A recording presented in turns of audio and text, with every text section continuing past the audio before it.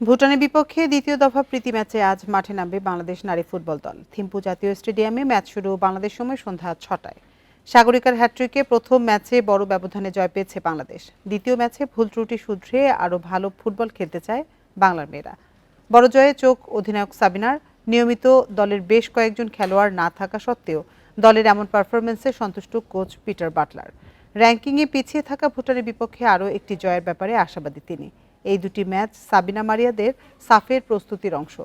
অক্টোবরে নেপালে ট্রফি ধরে রাখার মিশন বাংলাদেশের।